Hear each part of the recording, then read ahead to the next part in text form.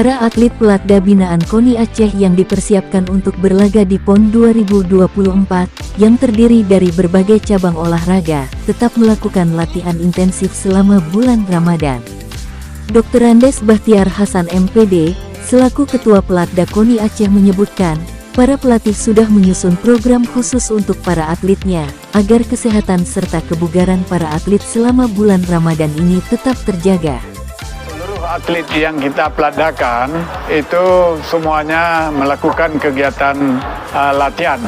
Di bulan puasa ini tentu kita pola dalam latihan itu sedikit kita melakukan perubahan. Artinya bukanlah menghalang di bulan puasa itu untuk latihan, malah bertambah semangat mereka ini melakukan latihan. Itu seluruh cabang. Ada beberapa cabang melakukan kegiatan malam yang mempunyai gedung, itu seperti angkat besi, kuras, muantai, ya, itu semua kegiatan malam hari, mulai dari siap tarawih.